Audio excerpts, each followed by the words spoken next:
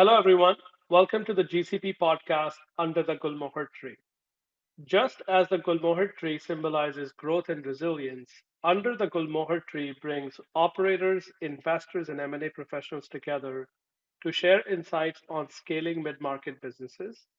Through candid conversations, we explore leadership, innovation, and value creation, uncovering lessons and strategies to help you grow and thrive. Hi, Julian. Welcome to the GCP podcast under the Gulmohar Tree. We're very excited to have you here. Hey, thank you. Thank you for having me.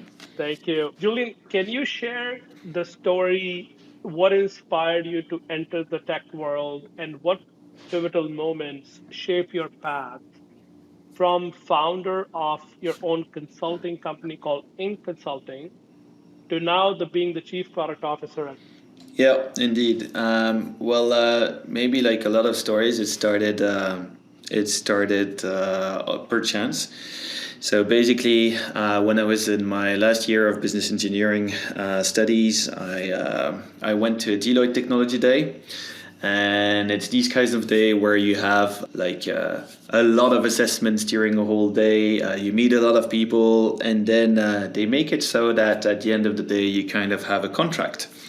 And so I didn't see it coming. I didn't understand what was happening to me. Initially, I wanted to go into strategic consulting. And then I said, okay, why not Deloitte Digital? They told me there was no room anymore in Deloitte Digital, but I could go in CRM.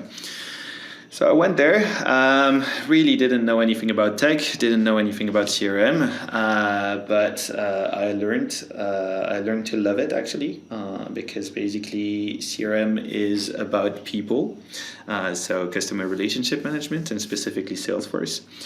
And what happened there is that I learned, and Deloitte's a really, really great school for that. And after 2 years, I thought, look, I can basically do the same thing myself. So I left Deloitte, launched my own consulting firm with two other people from Deloitte, and that's how we grew to building consulting, drive it to around 50 people and 5 million revenue, and then sold it. That is an amazing journey. So, talk a little bit more about. So, you had an amazing exit. Congratulations on that. Let's Thank you. go a little bit back a few years ago when at in consulting. How were you creating value for your customers? What levers did you pull on? And what strategies did you find were most effective in growing the company to 5 million euro plus when you exited the business? Yeah, so CRM implementation, specifically Salesforce, is quite specific because it's let's say an implementation, a contract that is going to take over a certain set of years. So you have to plan now and convince clients to inject money now, and you're going to start getting value down the road, of course, because we're working in agile, but it's over the next couple of years. It's really a transformation of the company. And so the first thing for me was understanding the why. So why did they want to do that kind of transformation, what they were looking for? And if clients actually didn't have an answer to that why, and usually they didn't, then we would spend more time building it with them before actually selling it. So it was very important for me that they understood the why, and that's why also we put change management in place. So we wouldn't do any project without change management. So change management is really about taking that transformation journey with the client together and explaining to them why we have to do the things we wanted to do. So what we did is first align the leadership. Let's say that you have the CEO who usually had an idea, or the CSO, for example, and they said, okay, we want to implement Salesforce for this reason. Well, we first did leadership alignments to make sure that actually it was the same sentence, the same reason, the same why for all leaders. So the CEO, CTO, CFO, whatever, it had to come into one one sentence as to why we were doing it. And why was that actually very important is because down the line we're going to have to do lots of different decisions. We're going to have to decide if we're going this way or that way. We're injecting a lot of money, and at some point, if we can't go back to that why, we can't go back to that reason as to implementing Salesforce, then actually it would all fall apart, and we would start building things that were not in alignment with the initial reason. The second thing is that we started with leaders. Okay, that was the easy part, but then you have to explain to people why their work is actually changing. Why are they now going to have to use a new tool? Why do they have to have new processes? In some instance, when we would start a project, we would have maybe some workers that would be on strike before even starting the project, because they were afraid. We were talking about technology. They were thinking, okay, we're automating things. Are we going to replace my job, and so on? So it's really about taking them onto the journey, because tech without the people doesn't really make any sense, because you still need people to use your tool. You need people to fill in the data. And if that's not going in the right direction, let's say, the whole project is going to fail. That is very interesting, Julian. And I'm glad you were spending all this time with the clients before the CRM implementation.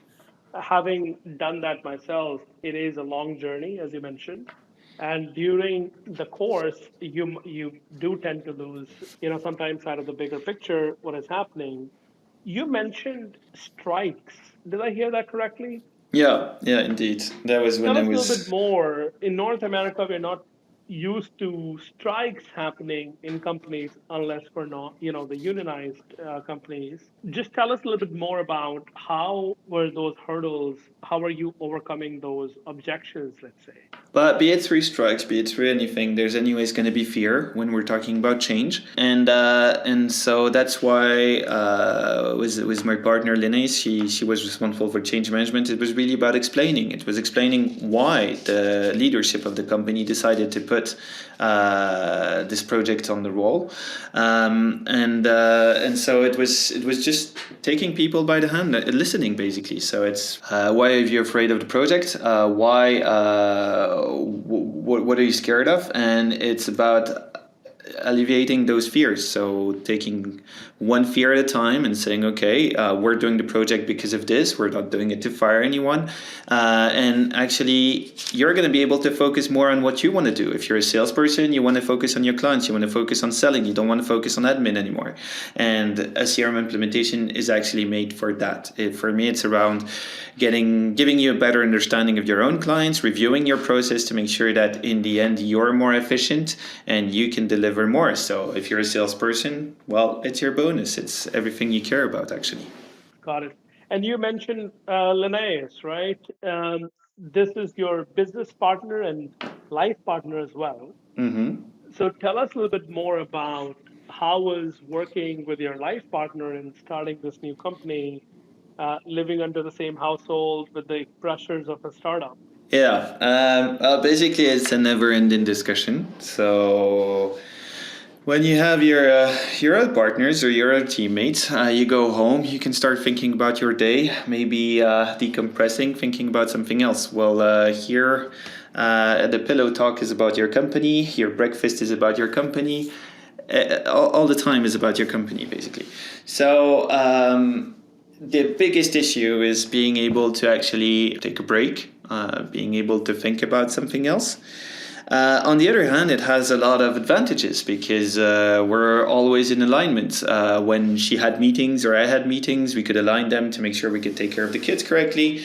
It was also a very precious ally. For example, when we sold the company, we both had different roles into the mother company, the acquirer.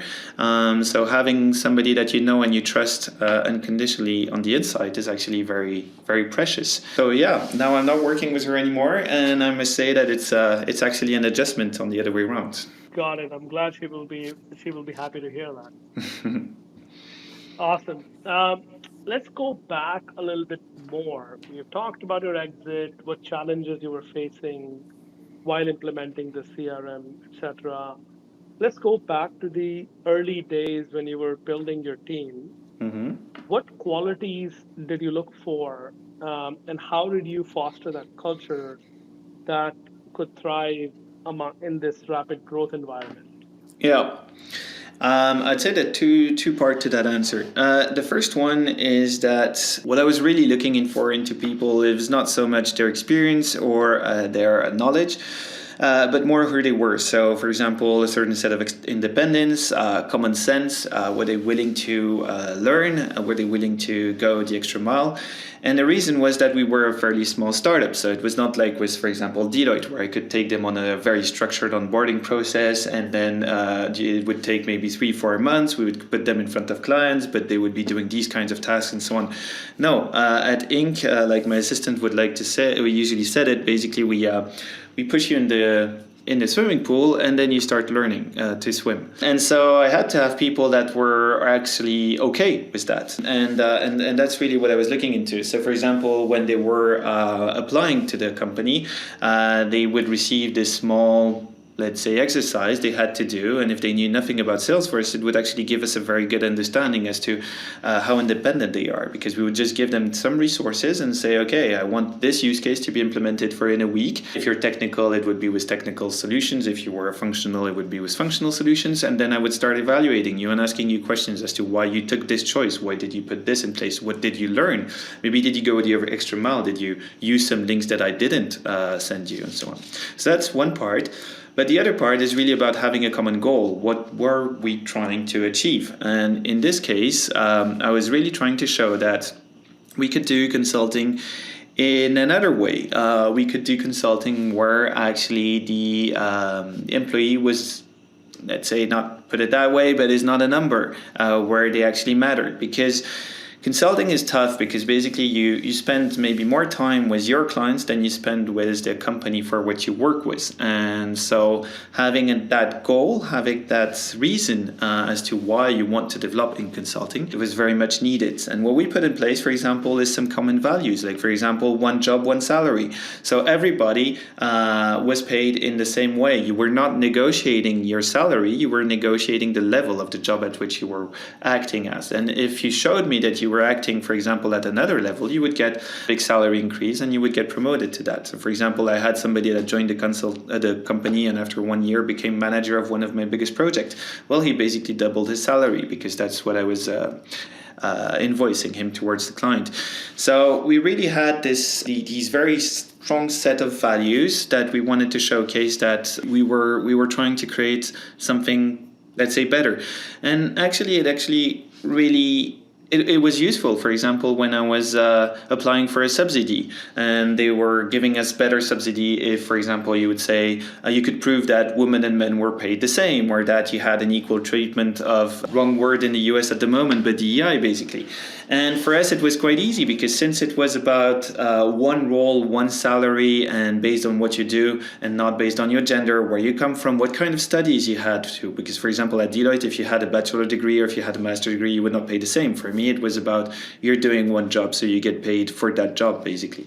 And so it was very easy. And so in the end, it was actually nice, because it was a nice thing to advocate toward our clients. And it was a nice thing because the government was really pushing towards these kind of initiatives at that time, and we didn't have to do extra work to change the way we were doing things.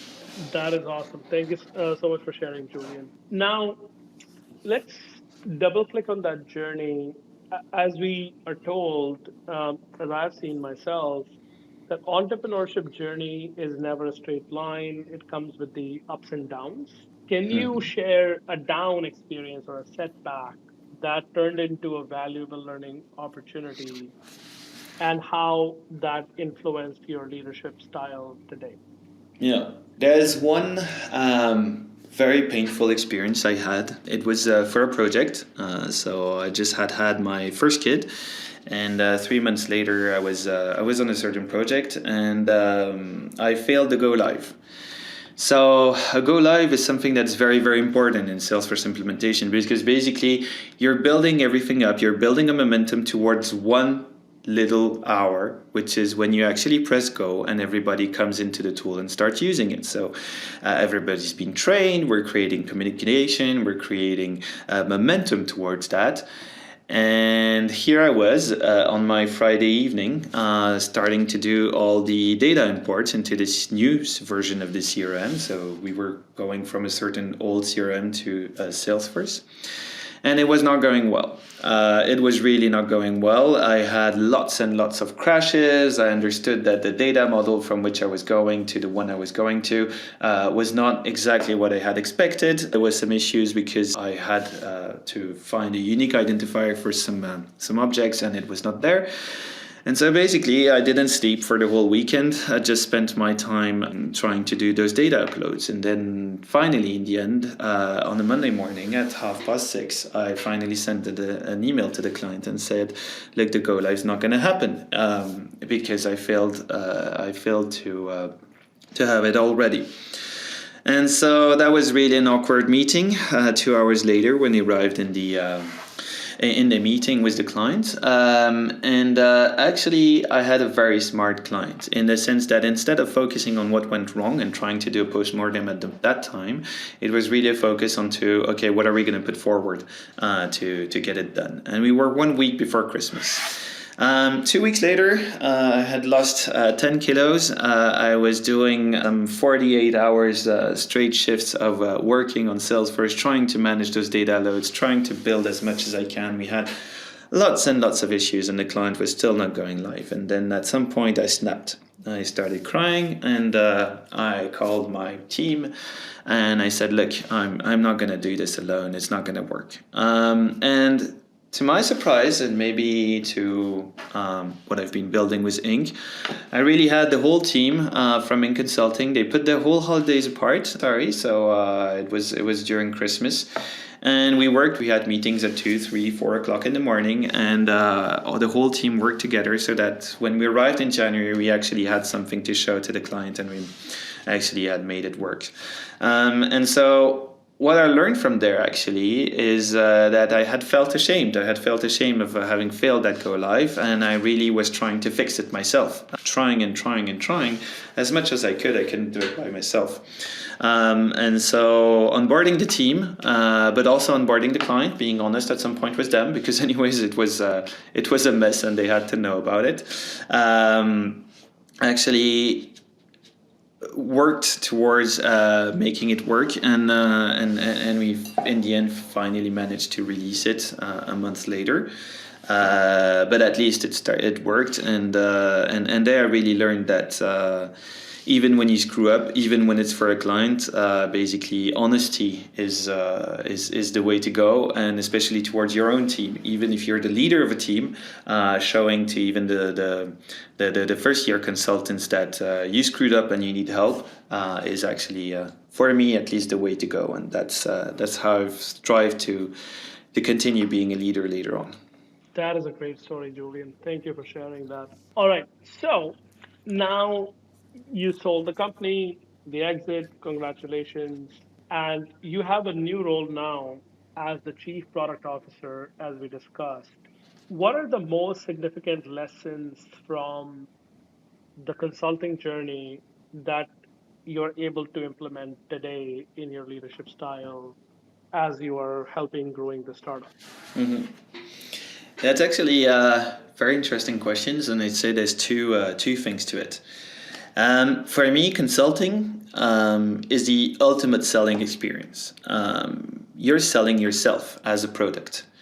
So as compared to, for example, when I'm selling something with Aura, when you're selling something with as a consultant, and people tell you no, they tell no to yourself. They tell no to your profile. So when they say, for example, you don't have enough experience, you didn't work in this or that, or we don't trust you, we don't believe in you, it's really something hard to take. Whereas, for example, when you're working on a product, yes, you've put yourself into that product, but basically it's about tweaking features, it's about understanding what the client wants, and coming back with a better product. But how do you do that when you're actually selling yourself? Because you can't tell the client, look, I came back a week later and I fixed my presentation style, or I fixed the way I'm thinking, or I fixed my approach to a project. And on the other hand, it's not about fixing, because it's about yourself. So it's more about being able to explain that. So taking that experience and bringing it actually to the product world was actually very much interesting because the way you can sell yourself as a consultant is understanding the client first. So it's asking the right questions as to why you want this done, who do you believe would be maybe the best person to answer that, and so on, and to find a way to showcase yourself in the best possible manner, but also being able to understand, for example, with the project I told about earlier, when to take on a project and when not to take on a project. And in this case, in product, it's actually the same: when to add a feature and when not to add a feature. When actually the client request is actually interesting or important and goes into the direction, into the strategy you want to put into your client or into your product, sorry, or not. And the other thing is that CRM is actually very interesting because CRM is a puzzle about people. So customer relationship management is really about the customer. And so we were implementing a product, we were implementing Salesforce, but in the end, Salesforce in itself doesn't really matter. The question is, how are you going to treat your clients? How are you going to bring value to them? And so we were very much about doing that. And I see the same thing in product, actually. For me, a product is also a puzzle about people, because I'm not so much showcasing a product as I'm showcasing and answering a problem. And if you stay in the problem sphere and you start working as to, look, my clients have this problem, how can I solve it? Maybe with the product I was building, you're actually bringing a lot of value. And so that's basically the two answers I'd have as to what the consulting and my previous experience has brought me into being a product owner now. And I enjoy being behind the scene because now I don't have to take the no to my face anymore. I can just listen to people and try to bring value. Awesome. All right. Now, given that you are one of the leaders in the product startup, what emerging trends or disruptions you see in the tech skip space that you think will be redefining the industry in the next, let's say, 5 years? Okay, let's talk about AI. No, I'm not going to talk about AI because that's basically a trend. But what I see is and it's something that I've seen for a long time now. I saw it with Salesforce.